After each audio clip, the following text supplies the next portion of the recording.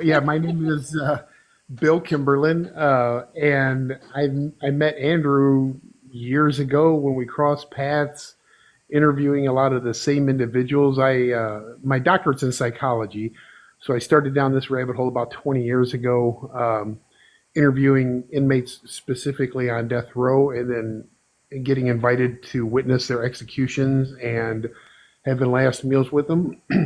So I've witnessed multiple executions. I have multiple more to attend yet.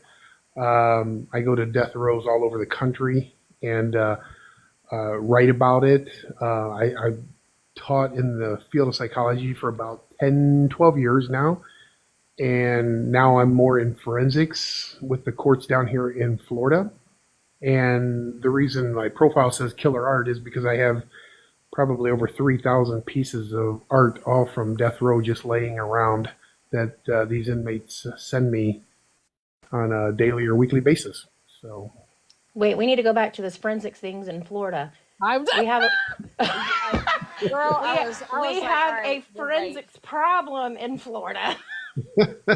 I was right. thinking, holy cow, this is meant to be. So I work with more or less with the individuals in the court system to help determine their competency and NGRIs, which is not guilty by reason of insanity. So whether or not they are competent to stand trial, and then also as a therapist to get them competent to stand trial. So I deal with a lot of bad ones down here as well, but my main area of expertise is death row. Interesting. We had a death row inmate on last week. From which state? Tennessee. Tennessee. Oh, nice. Yeah, I used to have a couple from Tennessee. One of them's dead now, Stephen Hughley. He was a pretty bad guy. In fact, the last person he killed was his prison psychologist. Um, God. yeah, Wow. that's what got him the death penalty. He killed his mother. That got him sent there, and then uh, actually he was going out on a date, and she asked him if he was going out with that little tramp or something like that, and he was on the phone to her, and he said, "I'll pick you up at 8 o'clock. I'm fixing to kill my mother." And he shot her, put her in the trunk, went on his date, got rid of the body, got life without there, went into prison. Somebody stole like a can of Coke from him and wouldn't pay him back, so he killed him. And, Wow. and then got a double life for that one. And then the prison psychologist, he said, was talking down to him, and he just stabbed him, I think, 64 times because he figured if he put enough holes in them, they couldn't plug them all. And then he told him he's just going to keep killing unless they put him to death. So Hmm. that was at, I think, Brushy Mountain. Wow, that's crazy. Wow. Yeah. Wow. Yeah. So he had, and I always joke about these killers. They don't have serial killer tattooed on their foreheads or anything like that. He actually had tattoos all over his forehead and swastika and everything else. So he fit the image of one. Yeah. Yeah. Wow. Now, what is the psychology behind all that? Like, where did all that come from? The rage and the anger. Yeah. Where was that born? He had a split home, and now, of course, that wasn't, that was maybe the catalyst at the very beginning. But his mother never approved of any of his relationships, and he finally got tired of his mother cutting him down and every girlfriend that he ever had. And actually, she asked him if he was going out with that little whore, and that was the trigger that sparked it. And he shot her. I don't know how many times with a 22, threw her in the back of the trunk, went out on a date, and then got rid of the body. Wow. That's crazy. Yeah. So can we talk about you witnessing executions? You can start from wherever you would like to. I guess you can start out with talking about how you even go about getting on an execution list, because that's super interesting to me. Certainly. So I will be totally honest when I say that I went into this completely naive. I was teaching at the university, and At the time, the same highly debatable topics that we have today were on the table back then: legalization of drugs, gun rights, abortion rights, and capital punishment. I knew enough about all the other areas, going to different countries. I knew about the drug laws, hunted all my life, knew about the gun laws, counseled females, and had been to abortion clinics, knew about that enough. But I didn't know anything about the death penalty or death row. My best friend, who was a judge and still is at the time, gave me the number to Betty Montgomery, who was the attorney general at the time, told me to give her a call. I called her office. I told the secretary that, I wanted to be put on the list or the lottery for, executions or to, go on to death row or whatever. And again, I already had my doctorate, so I was educated, but that's how ignorant and naive I was to this whole process because of the lack of transparency. They hung up on me. I called back. I said, that's pretty kind of rude. I said, this is my situation. The receptionist then explained to me that the ORC, the Ohio Revised Code, stipulates who can go to death row and who cannot, who can go to an execution and who cannot, in the state of Ohio anyways. And only 3 people are allowed to witness an execution on either side. But since nobody had ever asked her that question before, and she felt sorry for me, she sent me the Ohio Revised Code along with the list of, Ohio happens to set out a list 2 to 3 years in advance who's scheduled on what days to die. She said if you could find any loopholes, have at it. They sent it to me. I found some loopholes. Went to death row with only the intention of going once or twice so I could at least report to my classes, firsthand, because I never wanted to be the type of professor that taught book smarts only. I go there. One of the first people that I meet on death row was scheduled to die fairly soon and asked me if I wanted to watch him die. And I said, yeah, sure, why not? And then that started me down this whole journey, and hence the reason for the first book, Watch Me Die, and then the second one, Watch Me Die, Last Words from Death Row, because I thought it was kind of catchy. And so I went to the first one, and then other inmates had heard that I had witnessed it. And again, the lack of transparency on both the state and federal levels is crazy. So they don't tell the inmates anything, but since the other inmates knew that I witnessed it and I knew what to expect, I could at least tell them what to expect. So then other ones started asking me to attend theirs. So, and they still do to this day. Wow. So there's one execution in particular which I think is very interesting that you attended, and correct me on the name if I'm wrong, but it's Frank Spacek. Is that how you say it? Frank Spizak? Yes. Spacek.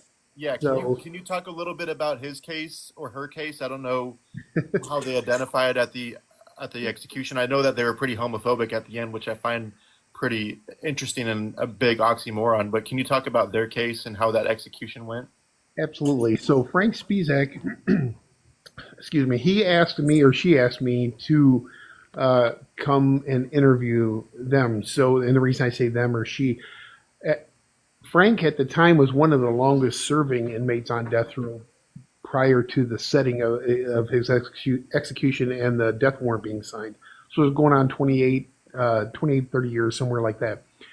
Frank was a very short in stature male who had the same build, same haircut, same mustache as Adolf Hitler. And he wanted to identify as he wanted to eventually take over the Aryan Brotherhood, and he wanted to do it in such a way that he hated everybody that wasn't white Anglo-Saxon Protestant. And he went into Cleveland State University and just open fired, and I don't know if he shot 5, 8 people or whatever, how many of them died, I can't recall off the top of my head.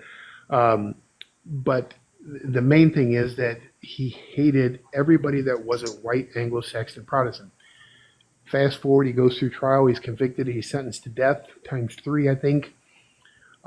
He gets into death row and goes through this transformation over the years where he changes his name from Frank Spizak to Francis Ann. He ends up getting a African American minister to minister to him, and then wants to have sex reassignment surgery. So he does a complete 180 where he hated everybody that he ended up being closest to. He also was um, very flamboyant on death row. So, and in Ohio, they turn a lot of eyes, to things that go on. And, he would have sex with a lot of the other inmates. The guards wouldn't do anything about it.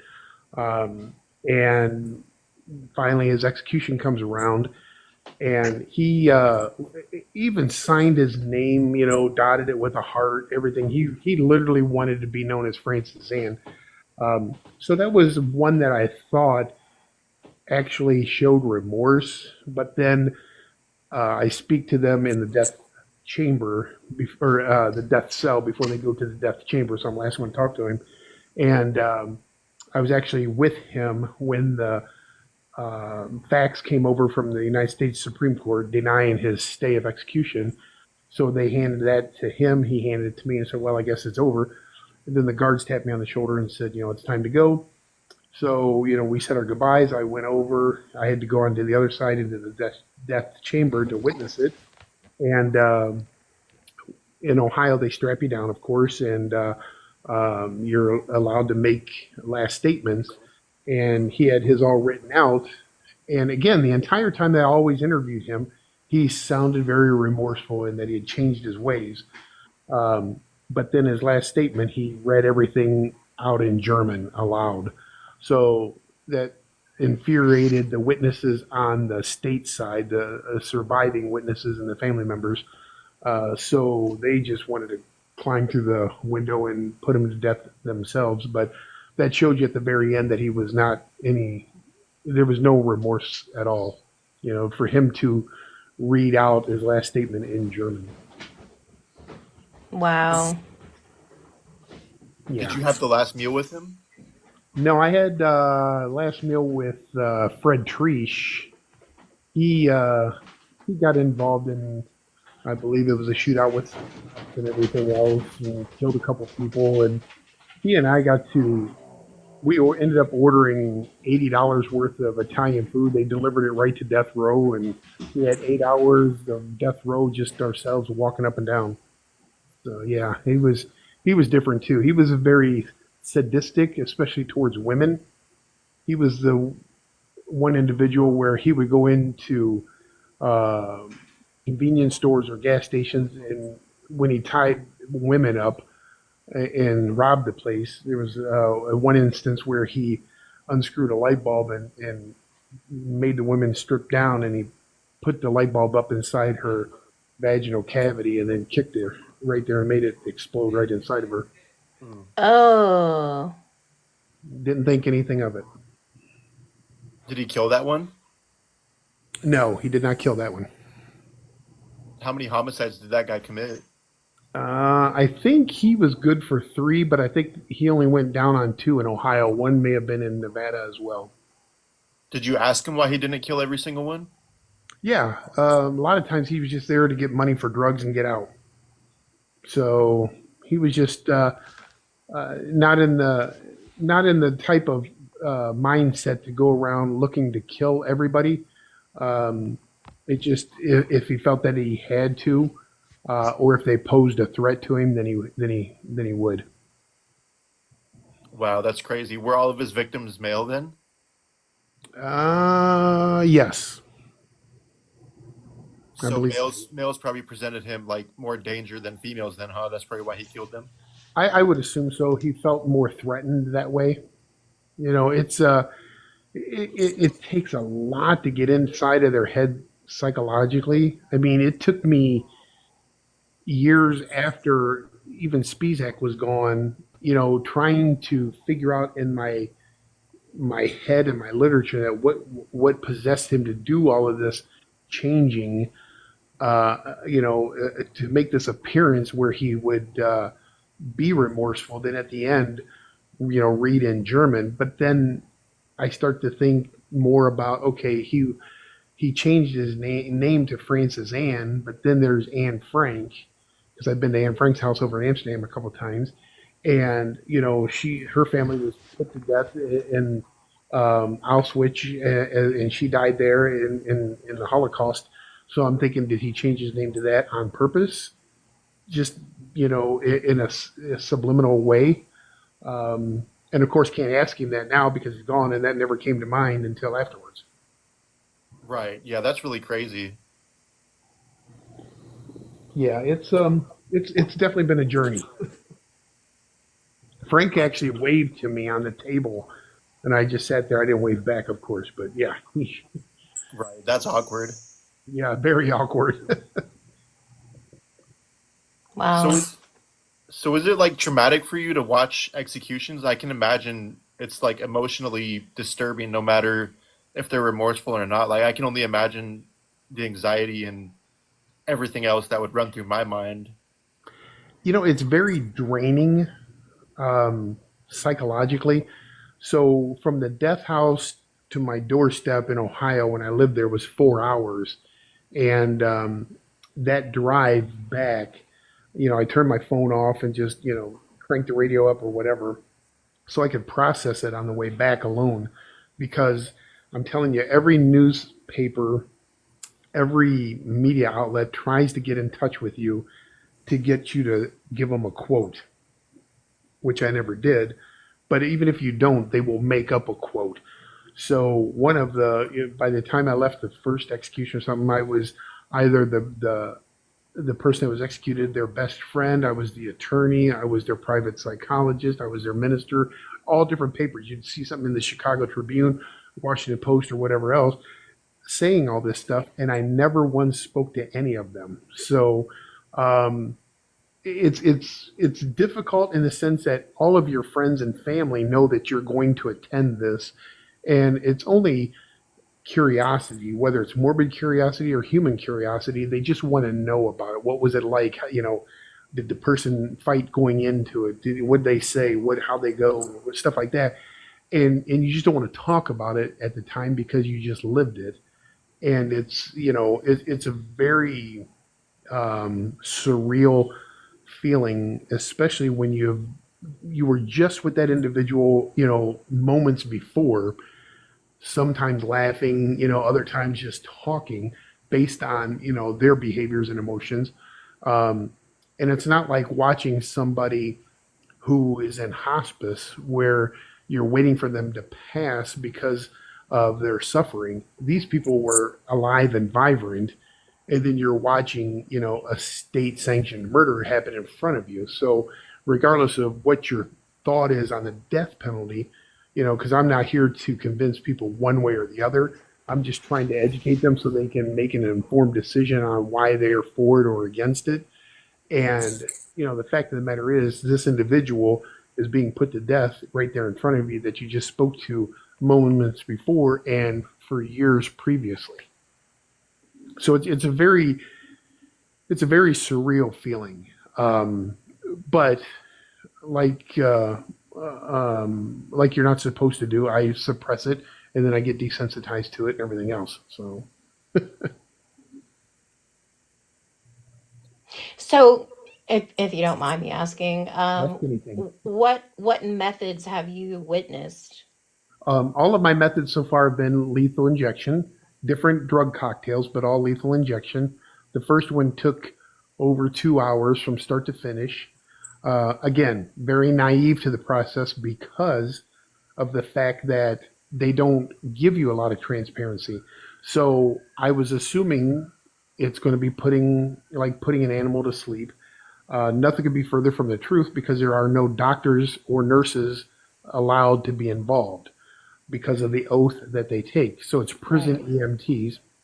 There is always a physician there, but you will never see the physician. They're there to pronounce the body dead or to bring in the crash cart in case the phone on the wall rings, because there is a phone on the wall. Uh, and the curtain will close before they pronounce them dead. So you never see the executioner and you never see the physician. So the first execution I attended, they couldn't find the veins. They couldn't find the veins. They were putting needles in his neck and in his ankles and his arms. And in Ohio, they require two ports of entry. They finally found one vein that was they could open. So while they were working on the second one, they had to run a whole bag of saline to keep that vein open, obviously. Before they still found the second one, that bag of saline had already drained. He had to get up and use the restroom. So he's like, "Hey, I gotta take a piss." They're like, "What?" He's like, "Yeah, I gotta take a piss." I'm like, okay. So they let him get up off the table, go to the restroom, take a leak, come back, hop back on the table, and they strap him down again. And again, I'm just sitting there like wondering if this is really happening. Is candid camera filming me or what? Because I didn't sign up for any of that. And that was my very first experience with an execution. So it's again, it's not very scientific. It's not very uh, clean. It's some of these drugs wear off faster than others. So if they're using a mixture of sodium pentothal, pancarium bromide, and potassium chloride, the potassium the first one that they'll use will put you to sleep, like everybody does. The second one, the pancarium bromide, will paralyze you. Then the third one basically gives you a heart attack. It stops the heart, potassium chloride.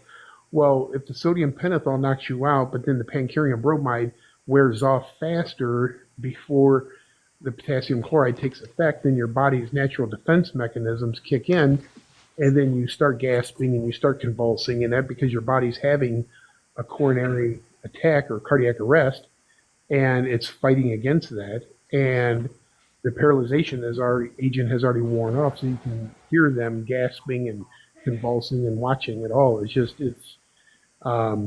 It's like nothing you'd ever thought you would ever see. What is your most memorable crime? Uh, you know, I Nope. none of them really stand out because I've dealt with so many. I mean, when you're talking about somebody like Samuel Little, who's gone now, and he reached out to me because we're from the same area, and his best friends lived in my hometown when he started killing, and then I taught at the university where he was from, so he reached out to me. I think he killed like 89 people. Um, and then, I had somebody, like Charles Ng and Leonard Lake, who kept them captive and videotaped some of them before they killed them because they used them as sex slaves. Other ones, may have not have killed nearly as many. Whether it's somebody like Scott Peterson, who uh, went down for killing his wife and an unborn child, and to me, they're all just as evil. So, if they've in fact done all of these, I would say William Sapp on death row in Ohio, he's probably the most vile and evil one because he still wants to kill to this day. I asked him at one point, sitting across from him one day, we were eating, since you've been on death row for the last 13 years, you haven't seen your kids or talked to your kids. What would you say to them if I brought them in? And he looked me dead in the eyes and said, I wouldn't say anything to him. I'd kill him. Oh, I said, wow. I said, Wow. your kids? He's like, yeah, it's one of my biggest regrets is not killing them before I came to death row. They should never have to live with my last name, so I wish I could just kill them. Oh my God. Good Lord. So Yeah. can you talk about Scott Peterson? What's your opinion on him? I try not to formulate any opinions. That's what the court system's for. Yeah. I really do respect the the court system and the judicial system. If I had to give an opinion, I think my opinion would be that they should test everything that needs to be retested. Right. And if it warrants a new trial, which it sounds like, and again, we can only go off of what the media says other than what he tells me himself. It sounds like to me he should at least be deserving of a new trial. But as far as guilt or innocence, I would never say one way or the other. I will say that um, I will say that he's probably not as nice of a guy as I make him out to be when I talk to him.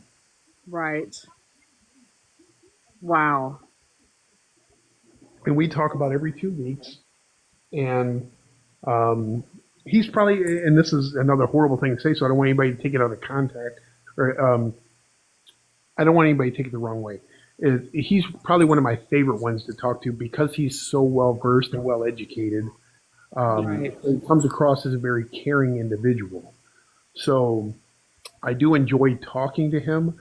Uh, but that being said, if he's guilty of what he's been convicted of already, then he's really no different than a lot of the other ones, unless it was more of a heat of passion and he just freaked out and didn't know what to do. Yeah. Which, Do you think it which could have been like just a moment in time where he probably wouldn't do it again?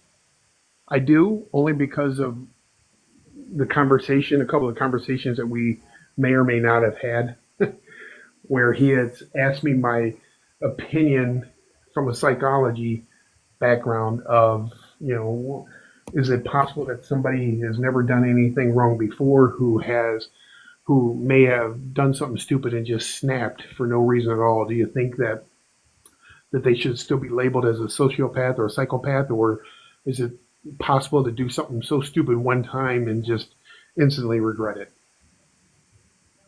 Interesting.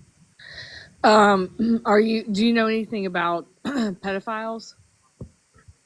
I know that most of my guys that are serial killers um, think nothing of it. I mean, they would do it in a heartbeat and have done it. That's why it's so much safer for pedophiles to reside on death row if they've also, murdered the kids or the women or men or whatever, um, because they on death row really don't judge you. You put a pedophile on general population, they can never sleep with both eyes closed and they'll never be able to relax. You put them on death row and they blend right in.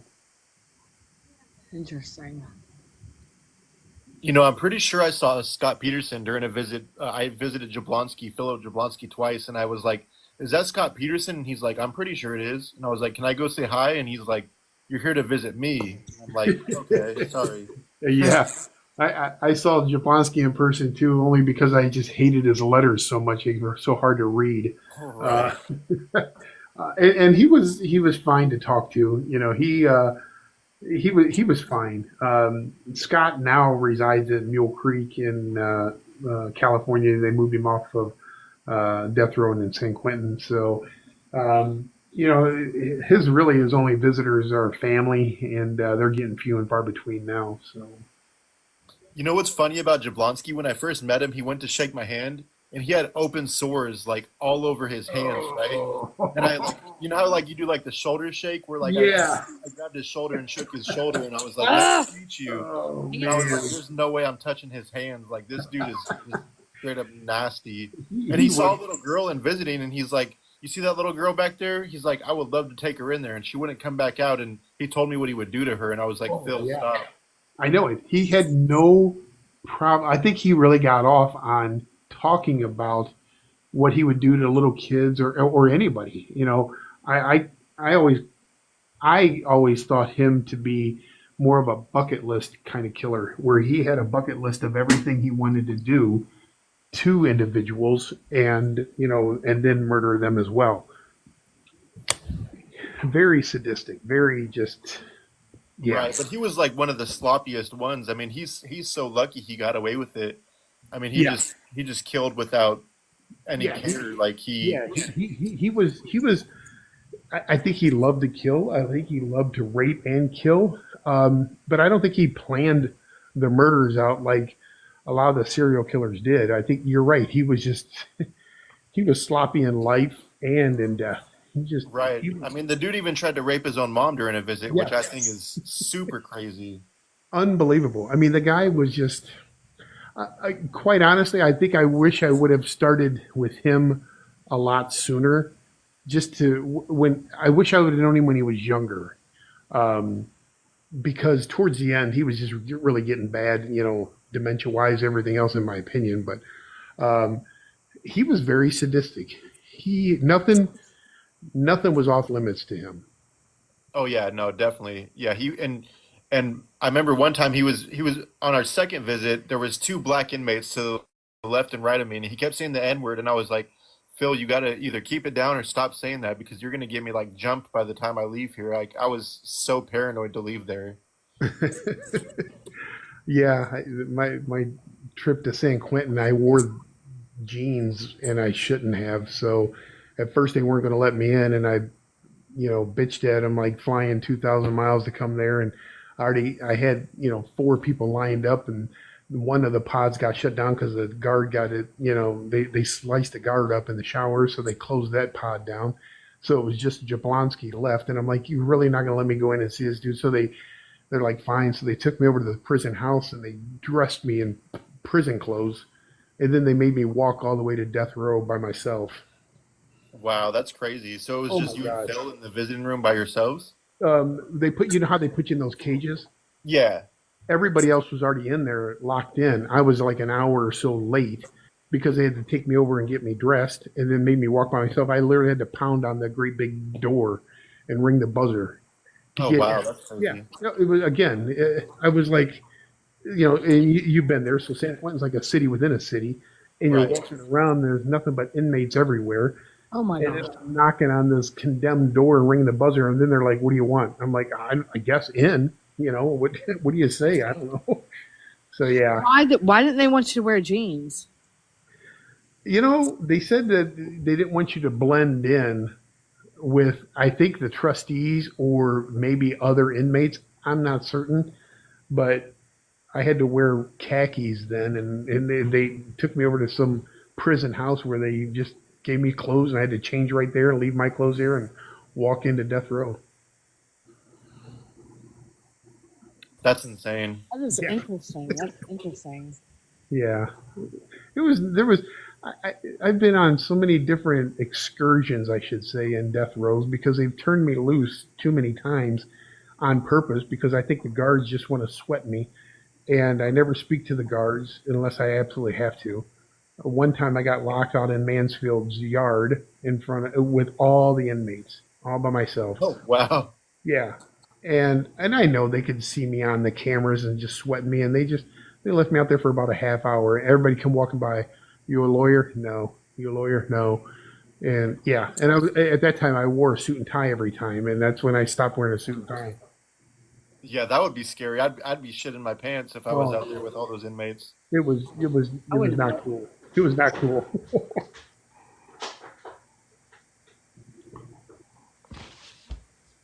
Amy or Jen, do you have any questions before I'll answer anything.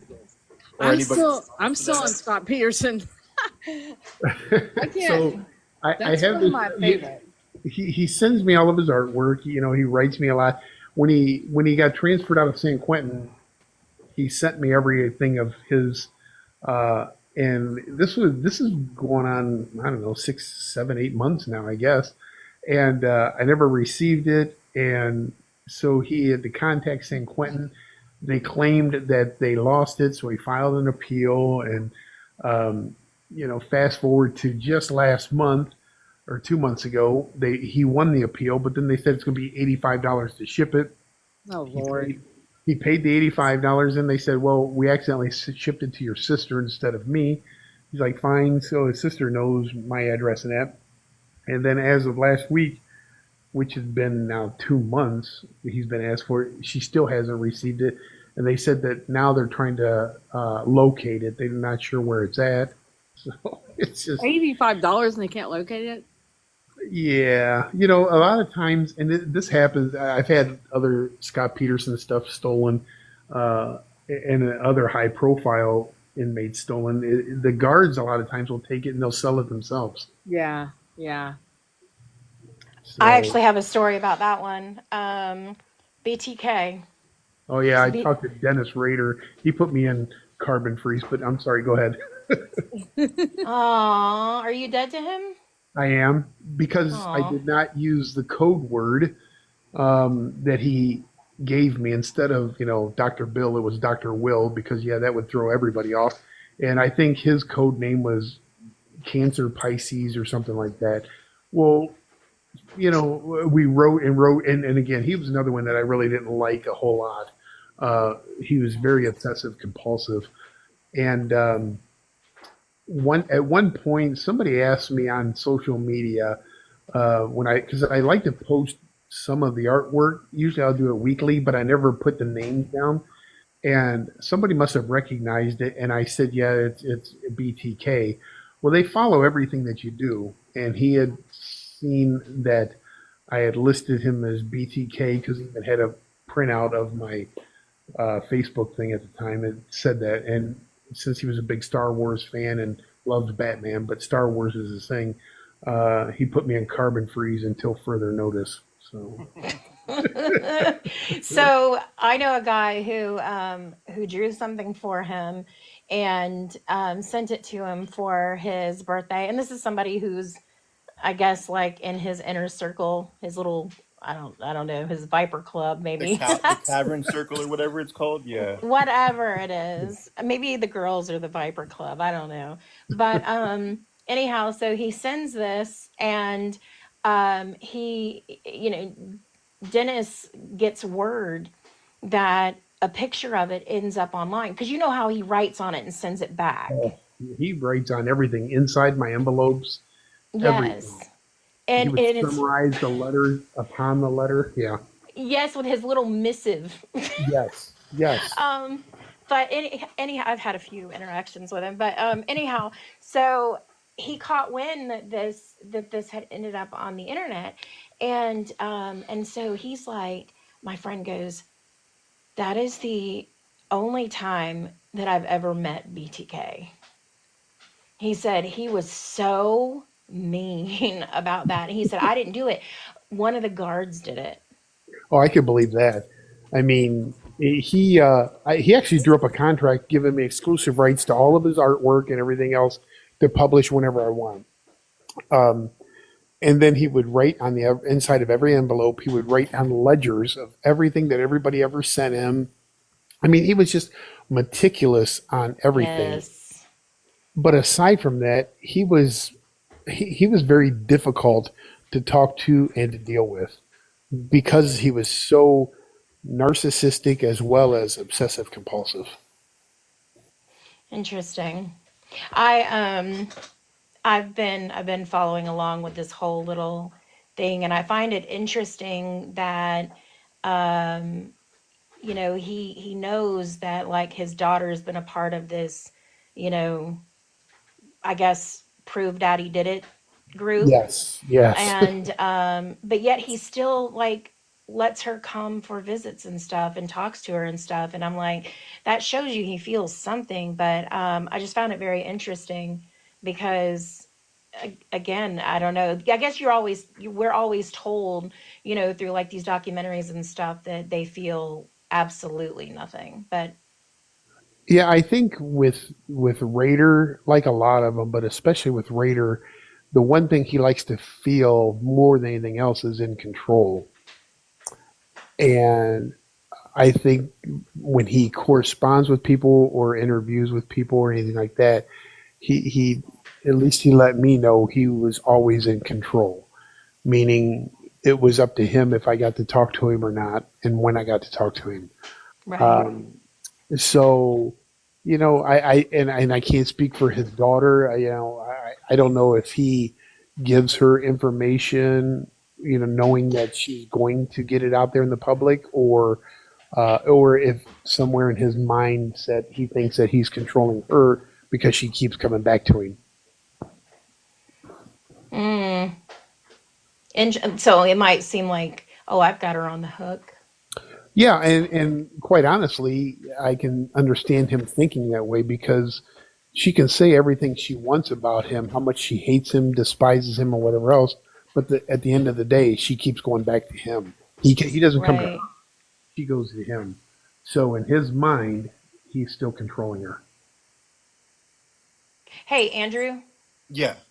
I know that you have a call that's coming soon. Oh no, no. I already talked to her today, so it's okay. Oh, okay, okay, okay.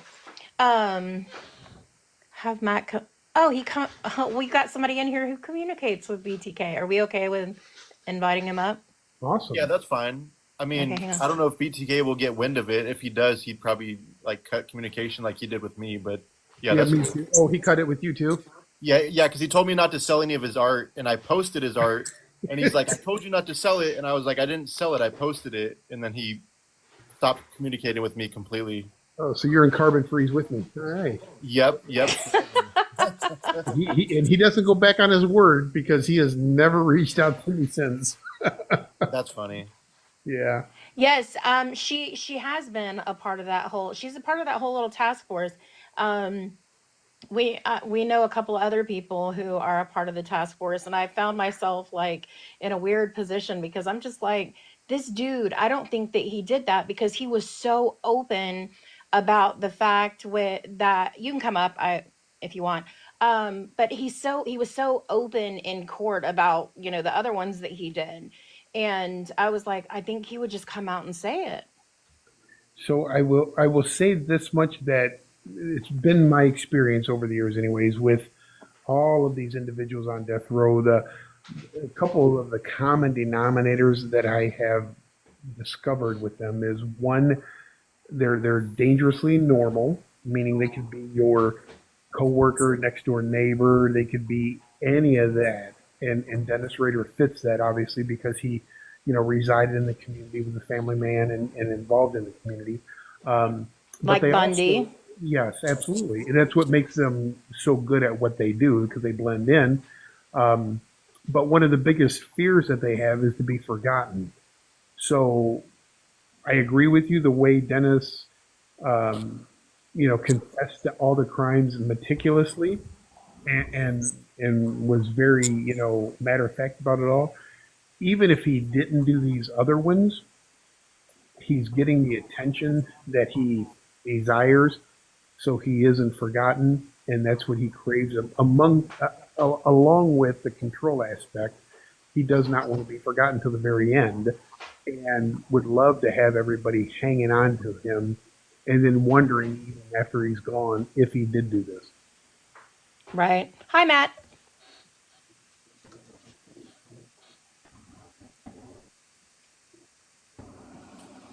Hi, Matt. Can you? We can't Maybe hear he, you if you're talking. yeah, maybe he can't hear. Maybe his doesn't have his stuff turned up all the way.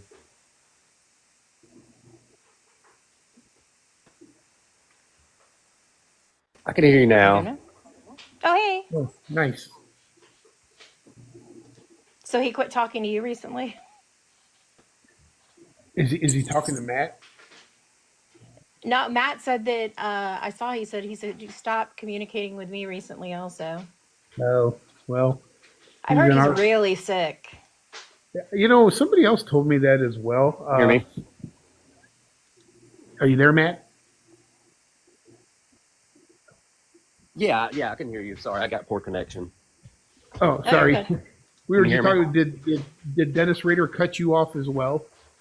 I'm Bill Kimberlin, by the way. Sorry. Yeah, no, it's okay. Yeah, he recently cut me off. Also, I was communicating with him for about a year, getting artwork from him, like everyone else does. And then when I started talking about his daughter, Carrie, that's when all the letters changed. And then all of a sudden, he's sending me price lists for art, for new stuff to sell, because he goes through 2 or 3 dealers to get them done. And Oh then wow, the letters just stopped. that's amazing. Because see, I never purchased anything. He just said, and like I said, he drew up a contract where I could publish it and do whatever I want with it. He cut me off when I referred to him as BTK instead of the code word. So You want to know a funny fact about his artwork is that there is actually a tattoo artist in Florida that sends him the sketches and then he colors them in now because he's so busy doing artwork. His buddy who owns True Crime Collective uh, said that his buddy is the tattoo artist that actually does them for him now. really, yeah, I don't even know how much stuff of his I have laying around. Because again, he sucked at the art. He sucked at writing. He sucked at everything. I just wanted to get inside of his head, which I was doing a decent job of there for a while until I didn't call him Cancer Pisces or Pisces Cancer or something, and put me in carbon freeze. His birthday's the day before mine. Yeah. Oh, Oh, well The then. only thing I wanted to know from him, because I mean, like, I became really obsessed with that. I don't know if you guys ever watching it like unfold at the time when he was going back out and taunting the police. Yes. Okay, I was a so kid. yeah, shut up. um, so I was watching it unfold, and anyhow, long story short, I was watching it through Tom Voigt's site. He had the zodiackiller.com, and then he had catchbtk.com. And he had chat rooms and message boards and stuff like that on there. And anyhow, I remember that he would sit there and he would be like, listen, I know that he's like, in here. I know he's watching this because, we're kind of all watching it unfold. And he's like, he's convinced that BTK was in there. And anyhow, I was sitting there, watching like the chat rooms and stuff like that, and I thought, there's actually some people in here who look like maybe that could be it. And so it was just one of those things that I got curious about, even after all these years. And so that was the one thing I wanted to know was, did you ever participate in that? He didn't even know it existed. And I asked him why, like, why did you come back out? And he was said, because everybody had you know yeah, he didn't have to worry about little kids anymore, and he didn't have to do any of that, and he said he missed the cat and mouse game. And that sounds realistic because there's so many people out there that say, that these serial killers they do certain things to get caught because they want to get caught.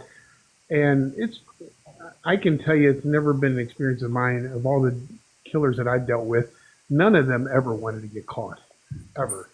Um, they just screwed up. They got sloppy. Uh, and I think Dennis was probably the same way. On top of the narcissistic aspect, where he wanted to taunt the police at the same time, but I don't think for a minute he really wanted to get caught. He would much rather be out there being the family man, and if he could still kill, do the same thing. So Well, I mean, he was also caught by sending them a floppy disk sloppy from bit. his church that he was president of. What Yeah, an idiot. yeah, he he got very sloppy there towards the end. he did absolutely, and you know, again, and I refer back to somebody like Samuel Little who did it so long for so many years, decade after decade, until he was way older, and never got really caught. The few times that he did, he went to trial and beat it, and still kept killing. So eventually, it's going to catch up to you, whether it's age or getting sloppy. And age wise is what Little was, done him in, and that was after like 89 people. And like you said, the narcissism because Yeah, they've been losers their whole life. They've never been in any bad parenting yeah, or abuse or whatever led to it. But they get to the point where, like you said, with BTK, they started giving credit to other people for his murders, and of course he yeah, comes out of hiding and wants all the credit because he doesn't want to be absolutely. seen as a loser. Yeah, But he said that they had just done an anniversary special on the news, and that was what triggered him. I was Yeah. like, And then you send a so floppy disk weird. to the police with your name yeah, on It- it. that's yeah. why. That's why, when I hear that, maybe he's good for some other murders and this and that, I'm very skeptical because two reasons. Number one, I've been told numerous times by um, killers that you will never ever forget any detail about killing another human being. So if anybody says, "Well, I can't really quite remember this or remember that," then they're lying because you never forget. And with Dennis, also the narcissistic aspect of him, um, he would come right out and say it. But if he didn't do it, then the best thing for him to do for in his mind was to drag people through it and to let them believe that maybe he had something to do with it or maybe had some more information. Again, like the Bundys and people like that, where they're just holding on to what little they can, which is the notoriety. Well, yeah, of course. And I know you've watched BTK's confession when he had to do the full confession in court. Like you said, he knew the dates, times, how Yeah, he found each the victim, starting names with of the the people, Otero everything. family. He Yeah, knew absolutely. the first time he seen them. Yes. So, it was very carefully planned, a lot of sloppy execution. Yeah, It but wasn't very like a Gacy, methodical in but what he wanted to do. yeah, exactly. Exactly. And like you said, it gets to a point where, just like John Wayne Gacy, he ran out of room in his crawl space and he got Right, sloppy. And that's how right. he got caught. Yes, absolutely. It's just, and those, I think it's harder these days to get away with as much because of technology and cameras and, the scientific evidence is out there. But yeah, I mean, Gacy got sloppy at the end because he ran out of room. Yep. Rader got sloppy at the end because somebody else was probably getting ready to take credit for what he considered his trophies. Well, and with the floppy disk, the police knew his name, so Yeah, they didn't have a DNA sample, so they used his daughter's Pap smear right. DNA, and they connected him through that. That's how he was arrested. I mean, Yeah, and DNA, you then can't run from DNA. no, and he didn't even try. And that confession, which was hours long in court, Uh-huh. um, he didn't miss a beat. Nope.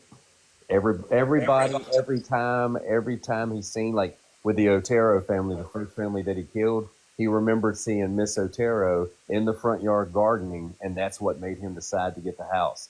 And Right. then when he went there that day, he cut the phone line, snuck through the back door, put the dog outside. I mean, he had it planned to a T, sloppy Absolutely. execution, but I mean, he knew every single detail, every smell, every rope, every time the Right. bag broke, whenever he Yep. put bags over their head. So if there was other murders, he would admit to them because he wants, like you Absolutely. said, the notoriety. The notoriety. And again, Sam Little, as old as he was able to still sketch every single victim Yep. in the drawing, as old as he was. So again, the detail of it, they never forget anything ever. Because it's all they have. That's It's it. all It's they have. crazy. I mean, I came up here just to say that I was young too when he was leading the cops on. That's all. Ouch. You shut up. You're booted.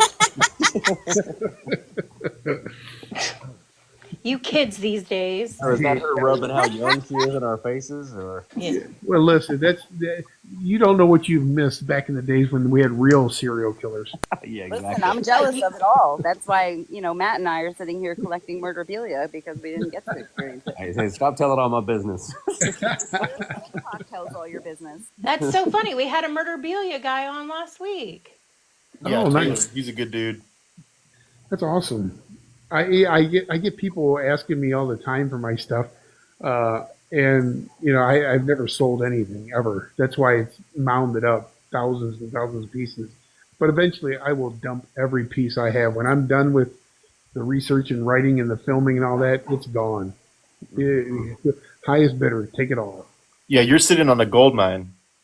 Uh, you know, Well, what exactly are you sitting on? Because I'm, when you're ready. I have, I think I mentioned it earlier, but I have over 3,000 pieces of art just laying around of everybody you can think of. Oh, man. Wow, that's crazy. Do you mind me asking the last serial killer that you've been in communication with? Yeah, this week, it's only Tuesday, so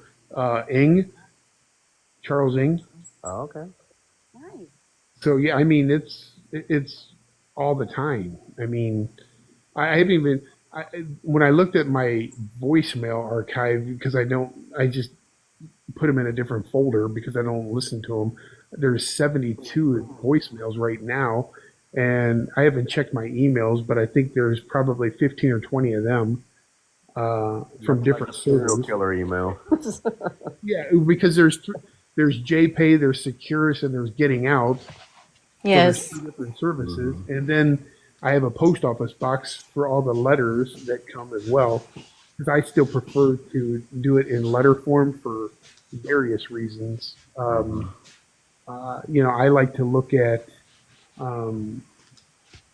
purely from a psychological aspect. I like seeing when the serial killers or the higher profile ones will use a free inmate letter because they get like one of those a week or every 2 weeks or something. So in my mind, I'm wondering why me. And then the postage that I save from all of the envelopes that they send me the artwork in, some of them are $15, $20 a piece that they'll pay themselves to mail me this stuff. And to me, I find that fascinating from the psychological aspect because nothing is cheap in prison, and yet they're willing to spend that to send me stuff. But I only have nothing. one piece of prison art. Oh God, The, that's the the biggest drug is attention, and they it love is. attention. They love it. So when I ice them and I don't respond to them, then that elicits more emotions from them because then they start getting concerned about my health, my family's health, everything else because they know every single thing about you, Yep. every single thing, always. That's why I never lie to them.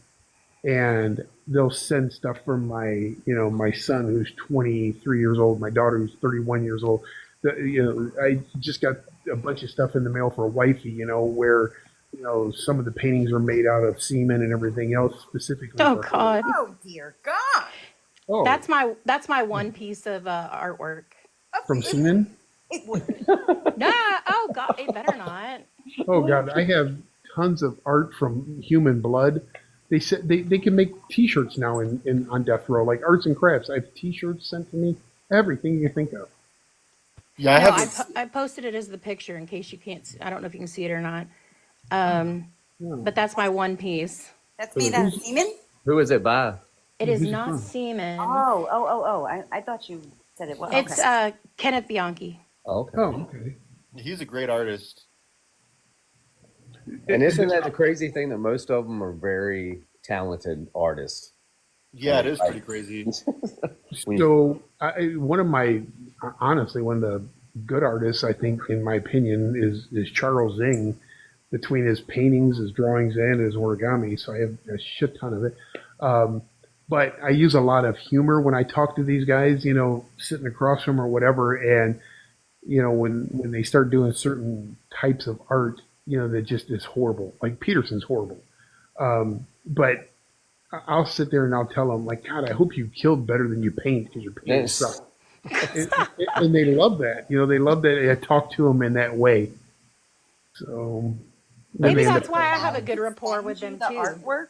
Like, are the guards allowed to let them send you artwork with that sort of substance on it? Oh, okay. So what they do is they hide. So I might get 18 paintings from one guy on canvas, oil on canvas or whatever, at one time, and on the back of them would be other canvases that are taped and covered, so they don't even find them. The same with the blood work artwork. So if I get 15 paintings, 5 of them might be made with human blood, and they'll have them stuffed in between them.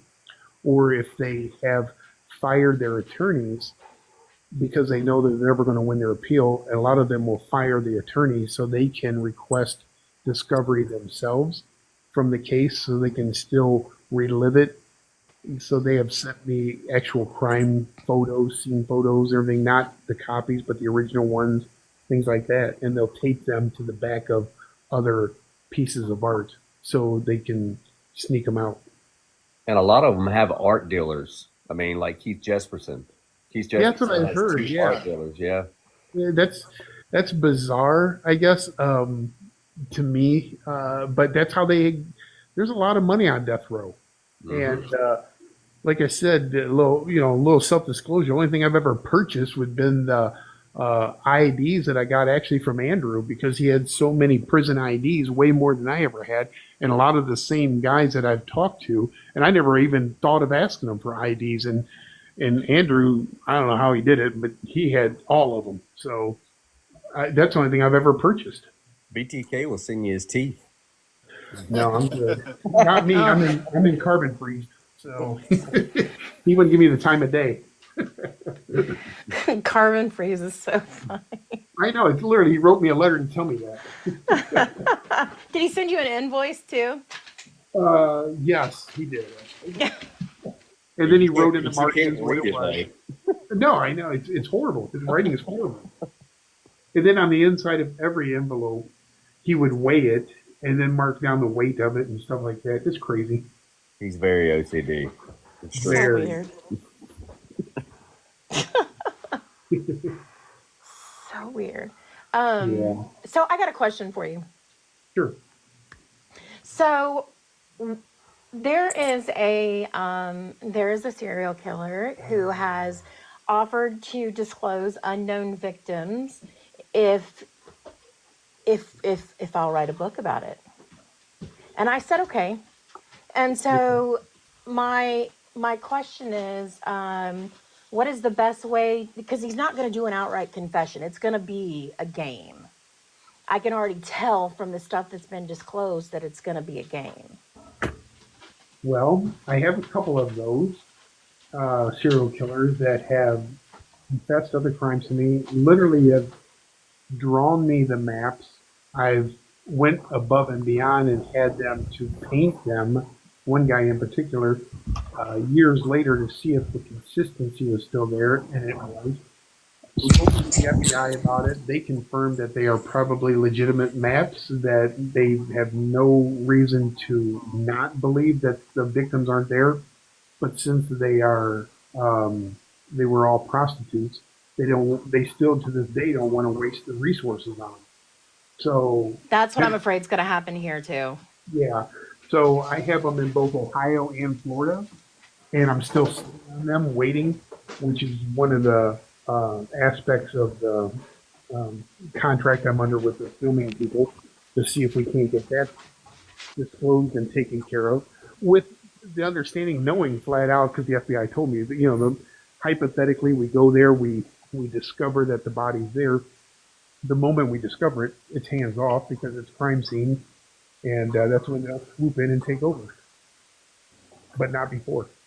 And I've gotten no support whatsoever from law enforcement in those counties in Ohio or Florida because they don't want to be made out to be the bad people by not going after, these victims and make them look bad.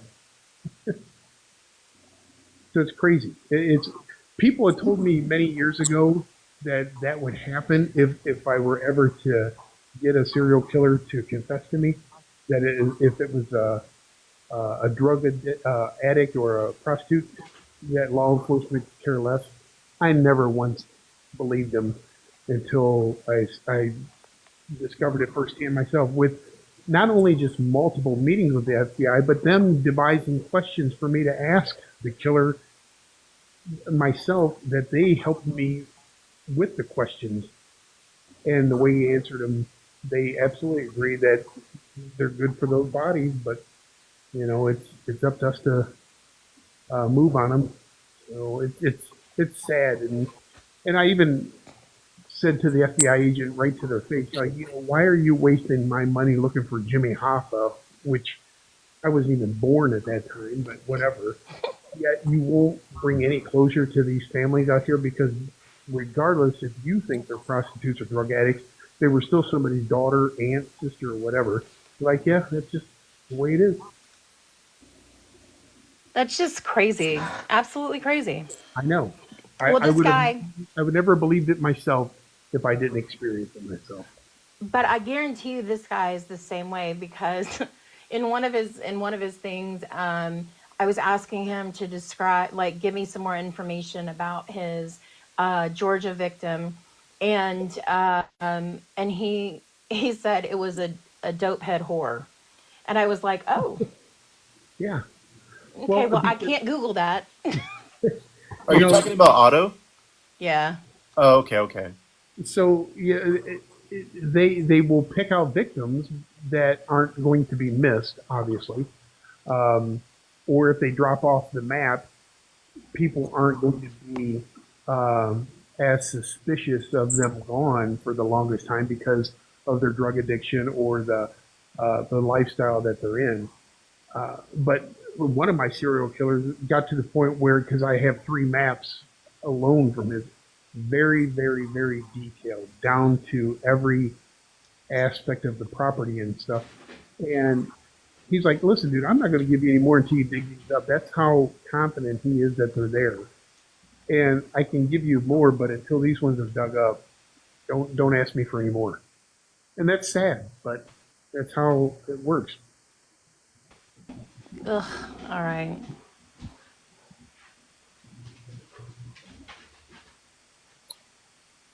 That's frustrating. Very, very, very. Because then it makes you feel horrible about yourself. At least I do, because I'm sitting on something that could potentially, bring some closure to somebody at some point. And again, Right. I have thick skin. Just go to these locations, dig it up. I don't. I'm not Geraldo Rivera, and I'm not worried about if there's anything in the vault or not. If it's empty, you can say to me, "Listen, we told you so." I'm fine with that. But don't just sit there and say, "Yeah, we're not going to do it because we don't have the resources." You just dated us with that reference. Just I FYI. know. I literally thought of that as it was coming out of my mouth. I'm thinking they didn't even know about the BTK original confections, and yet here I am talking about Geraldo Rivera and the I remember altitude. that. Yep, I remember that. I remember when he got his nose busted, all that stuff. Yeah, oh yeah. And the only reason I thought of that one was because I live in Florida, and he had a house down here right by us, and there's a speakeasy that him and the gangsters that used to hang out at, and we were just there this weekend, and I'm like, that's a good reference, and then I forgot how dated that is. It's horrible. I know Jen has to remember it. I'm What? dating you too. Geraldo and the Oh, vault. oh yeah, yeah, yeah, yeah, yeah, yeah. Yeah. I Mm, love Geraldo. Just say all that. okay. I mean, I did not I like was a him. big fan of that show. Uh, Well, this has been fun. Um, I have another guy that I know. You're now the second person I know who's witnessed an execution. The other guy that I know, I don't know if you've heard of him, Edward Blackwelder. no, can't say that I have. He was a criminology professor over at Jacksonville State, and he was Ted Bundy's spiritual advisor. Oh wow. So he got to watch Bundy's execution. So, and he was electric chair, and I have one guy that's requested an electric chair that I'm supposed to witness whenever his death warrant gets signed. Um, and then some of these guys have actually signed over their bodies and everything to me when they do get executed. So I got to figure out what to do with that crap. But Oh, that's interesting. yeah, yeah, that'll be a good time to have it. It's Andrew. Maybe he can. I can give them to him, and he can like sell them for me. That's You the know what? ultimate Actually, murderabilia. yeah. Yep. I mean, Charles Manson. That's what happened to his body. He's in so many Yes. different collections now. Oh yeah. That's big money. But my guys, the ones that want to give me their body, nobody knows. So I'm like, God damn it. Yeah. Well, I'm sure some. I'm sure like the Museum of Death or Zach Baggins or the East Alcatraz Museum. I'm sure somebody would pay for them, even if it was like a couple $1,000s. Because who can Right. say that they own a killer? Like an own a killer's Yes. ashes or whatever. Yeah. That is true. So Relics. yeah, that Alcatraz East, they wanted me to loan my stuff to them or whatever. I don't know. Right. Yeah. That's kind of.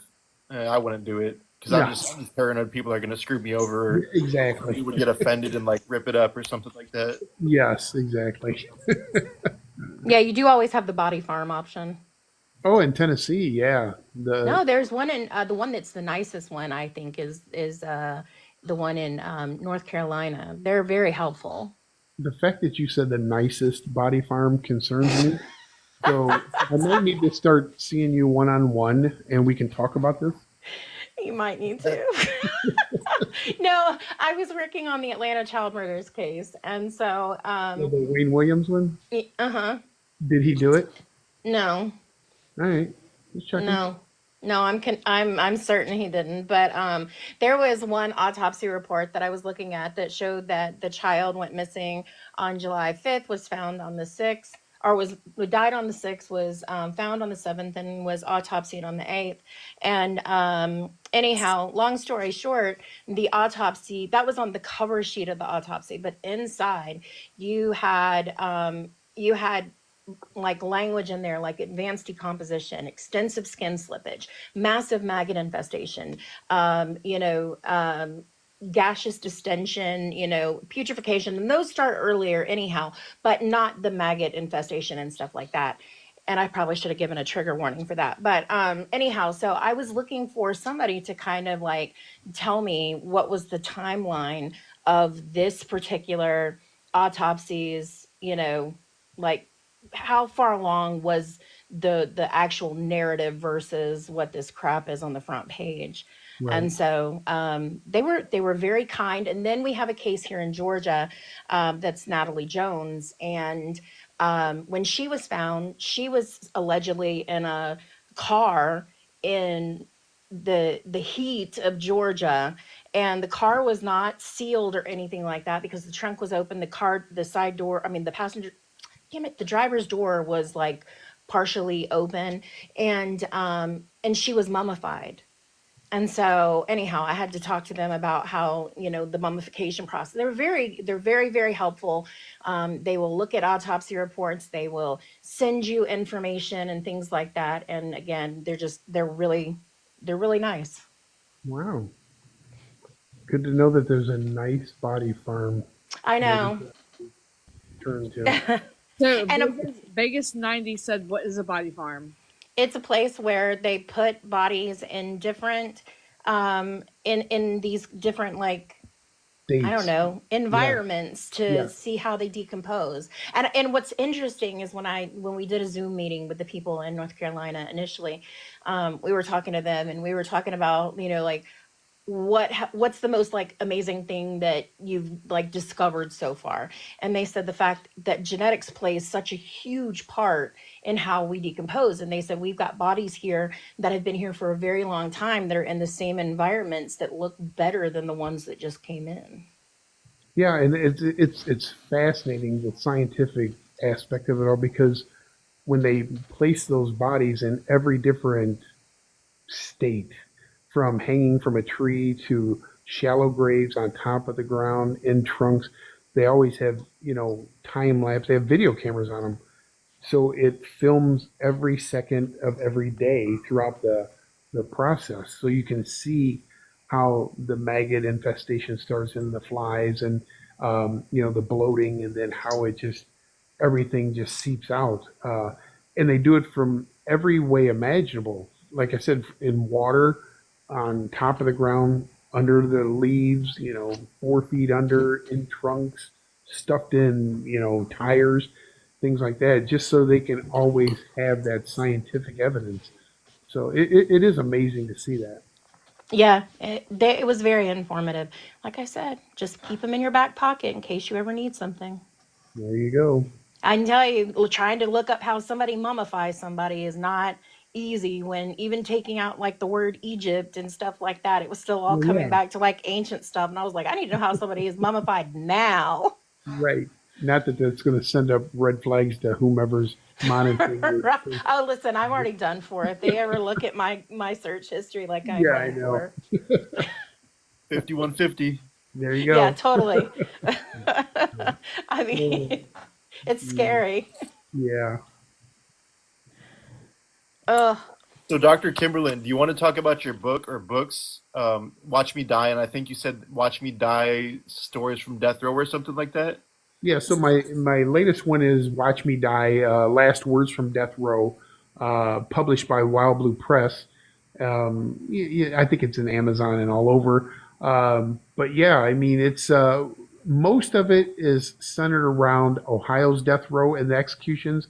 The first book is, anyways. The second one, The Last Words from Death Row, that branches out a little bit more into some of the other death rows that I've been to and the people I've witnessed or talked to, and some of the up and coming executions. I think there's even actual copies of letters in there that the inmates have sent me to come and witness their execution. So it's all written in format, and where supposedly it's all legit, but really all they have to do is approve you to do it. Why Uh, don't you have a show? well, so I'm under contract with Wise Fools Films out of New York, and I don't know if anybody's watched the documentary Take Care of Maya. No. So it was the number one documentary last year on Netflix. If you get a chance, watch it. It's a real tearjerker, though. But that took place down here in Florida. and became the #1 documentary last year. Well, the same filming crew I'm under contract with, and uh, we've shot some stuff for original productions and some other ones. So I'm kind of like at their mercy, and we've been holding out for the major networks instead of just like the Datelines and the 2020s and stuff like that, which are pretty low budget, and we needed something higher budget so we can maybe recover some of these bodies and do the DNA testing and things like that. So we have a pretty good team. It's a hurry up and wait kind of thing. And Andrew knows this as much as I do that we never get our hopes up because as soon as something really good sounds like it's going to happen overnight, then you may not hear anything for days, weeks, or months, and then it'll come up again, and then it won't. So. So I just anxious, I'm very patient, but I'm anxiously waiting to see what the next step is. I get it. I was asked to participate in the one for Kenneth Bianchi, and it's been ongoing and ongoing and ongoing. So I And then had to I'm get permission to come on this, just so you know. So I'm in contact with my producer, Caitlin Keating, all the time. And when Andrew reached out on this one, I'm like, sure, no problem. Then I send it to her. And, they've turned me down on other ones. So, like, I think, like, soft underbelly or soft white underbelly and a couple of other, they wouldn't let me go on any of those. So yeah, they make sure everybody's vetted and they do their research and then they give me the green light on whether or not I can do the podcast or the shows or whatever. So I think next month I'm on Karen Conti's radio show because her and I know each other quite well, and she represented Gacy at the end. She was his attorney towards the end, and um, lives in Chicago and has her own radio show and that. So her book's out right now. So yeah, it's been a journey. I like the all of the Gacy stuff. I like the Defense Diaries and all of that. It was interesting to see that other side of him. Well, if you ever want her on your guys' show, let me know. I will send her your way. She's a great person, a wealth of knowledge, and was with Gacy at the very end. I actually interviewed her like a month and a half ago, Oh, like right as her book came out. She reached out to me and I interviewed her. And yeah, that's after I right. released the interview, she reached out to me again and was like, "Hey, can I come on your show?" And I'm like, "We already did an interview." And she's like, "Oh, I'm sorry." But I reached out to her today and asked her if she would be willing to do a live interview, and she hasn't got back to me yet, but I know she will sooner than later. You will, and probably this could have been my fault because I sent her all the shows that I was on before, and I know I included yours. So, but I knew she had already done yours, so I wonder if she was just going down the list, reaching back out. But she's Yeah, great person I'm, to I'm talk sure she does like dozens of interviews a week. So I can only imagine how busy she is. I mean, I'm super busy, but I can only imagine how busy she is because she still practices too, right? Yeah, absolutely. And yet at the same time, she makes sure that if somebody asks her and they're legitimate, she'll do it. So she will. I guarantee you, she would do this. Yeah, yeah. She seems like a really sweet woman too. Yes. Yeah, and she's got Gacy paintings in her basement. Laying What? there. Yeah. So because I think it's originally Gacy reached out to her to represent him uh, because of his artwork, and then she became his attorney towards the end on before the execution took place. So totally unrelated. It was a civil lawsuit that he wanted to file against the prisons. So was she at his execution? No, they wouldn't allow her into the execution. So What? yeah, I'm telling you, it's hard. It's more difficult than what people think to get into an execution. I thought attorneys were loud. Not always. It's always up to the defendant. I've been in executions where no attorneys were. Um, but then I was also supposed to be at Lisa Montgomery's execution for the federal one. She was the only female federal death row inmate, and the last one that was executed prior to her was 70 years. And the feds tried to blame it on COVID and said I couldn't come in. So That's Mm. insane. That case is crazy too. yes, I don't think I know that one. She's the one that killed the lady and cut the baby out and kept the baby. Oh, yes, yes, yes. Yeah, and I found her fascinating from a psychological aspect of being able to stay so calm, cool, and collective to do a C-section in a matter of minutes, completely untrained, way before YouTube and all that, and was able to do it, and the baby lived. That's so weird. Yeah, You And know the, what? Yeah, I don't even know. I mean, I have so many questions, yet I know there's no answers. yeah. It's that's the other difficult process to go through is knowing that not trying to convince everybody that you're not always going to know the answers. People want to know, they want to have answers. And there's just some things we're not meant to understand. Mm. I have become I've become obsessed lately with cults, and I just now I find them absolutely fascinating, and I don't know why I never did before.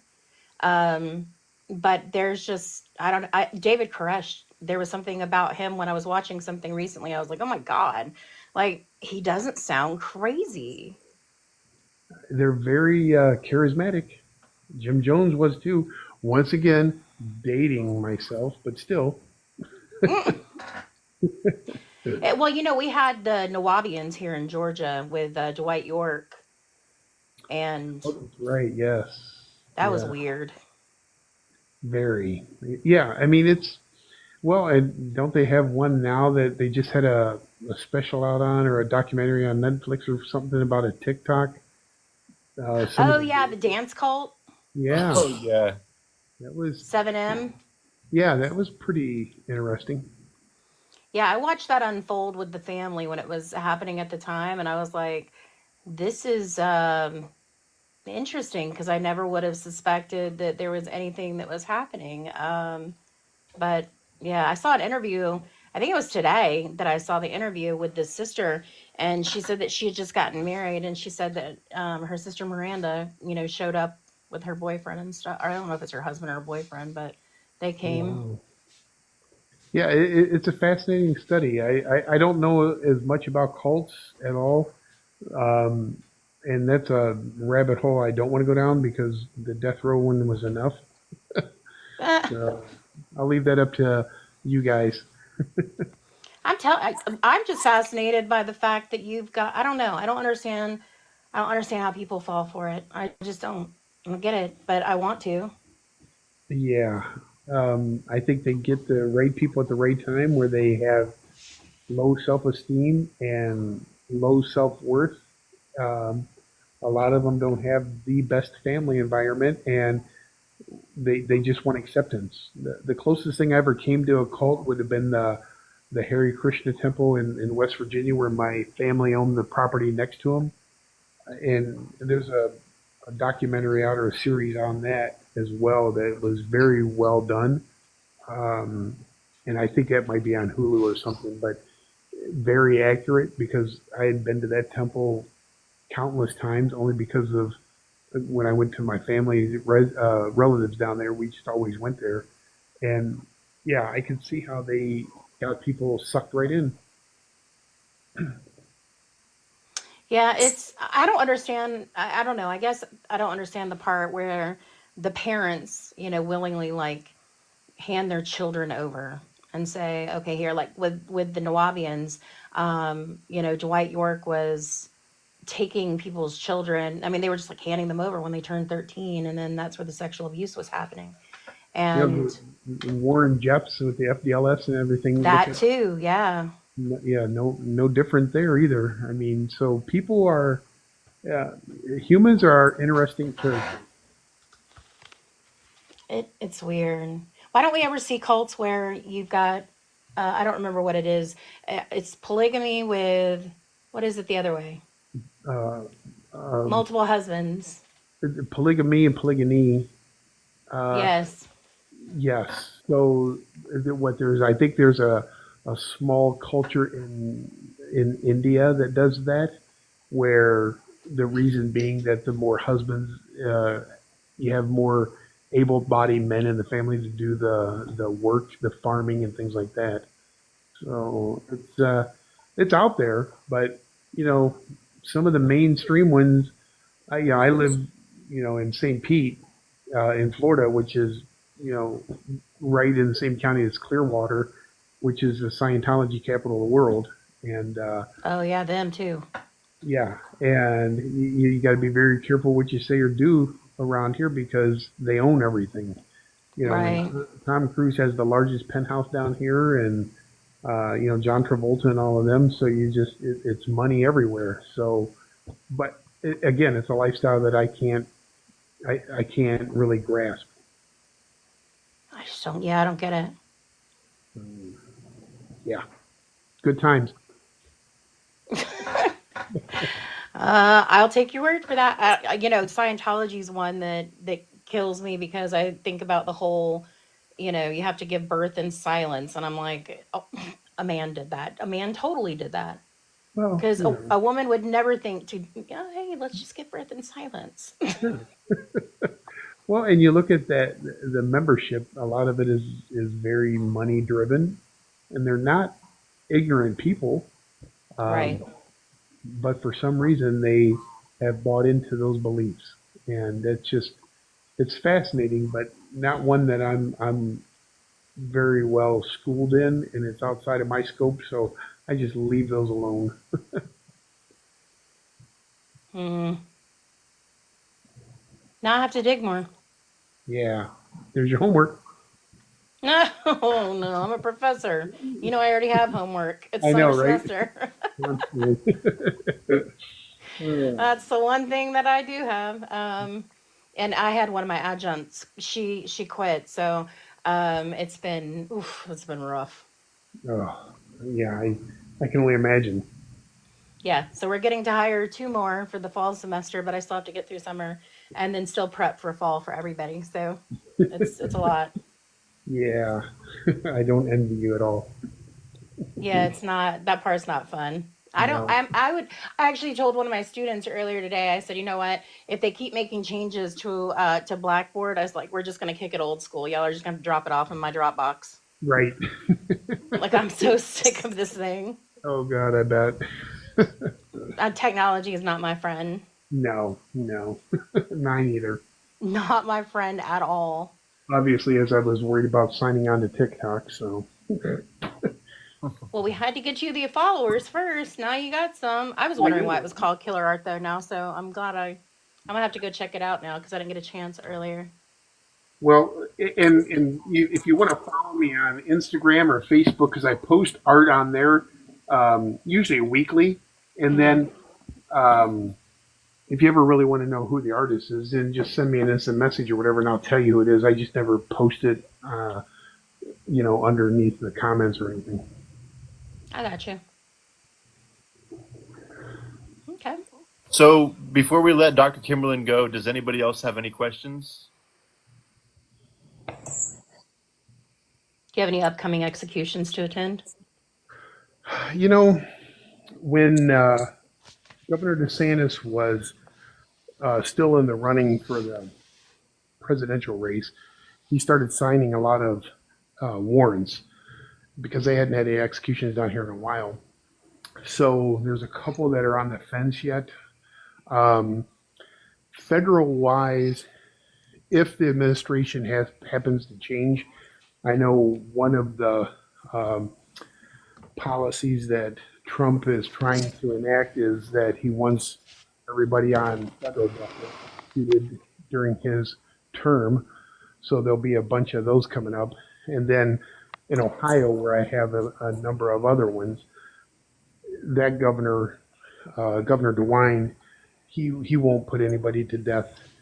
So they'll have to wait until the next governor takes over, and that'll be in about 3 years. So then they'll probably get the ball rolling on Ohio's as well. So I know I have a couple in Florida, at least four in Ohio, and then maybe one more on federal. Okay. Uh, well, thank you so much for Thank you. This was for good. yes. No, thank you. I appreciate it. And Andrew, again, you're the best for reaching out to me. And, as always, anything I could ever do for you guys, just let me know and I'll be more than happy to try. Yeah, this All is right. great. Thank Yeah, you. we appreciate it. And like I said, in maybe like a month or two, we can have you on again and talking about mental health because Yeah. Yeah. like you have the credentials and everything, and I think you're the man for that too. I'd be honored to do it. All right. Well, we won't take any more of your time. Thank you so much. It was very insightful, and we hope to do it again soon. And y'all Thank go you. follow Killer Art. Yes. Yeah. Come follow me. And And then, Andrew and Justice for Brittany too. Yes. absolutely. Yes. Sorry. Absolutely. And again, it was a pleasure doing this with you guys, and I'm looking forward to the next time. Me too. Yeah. Yep. All right. I'm gonna read your book before next time. I'll have There you time to go. read it before then.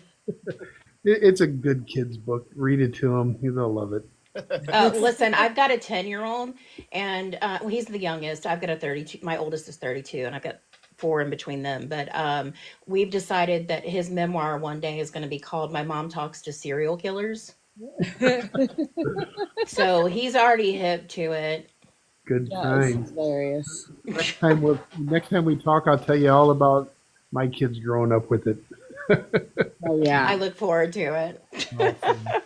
All right, guys, you take care, and thanks again, everyone. Thank Bye. you. Talk to you soon. All right, Bye. bye.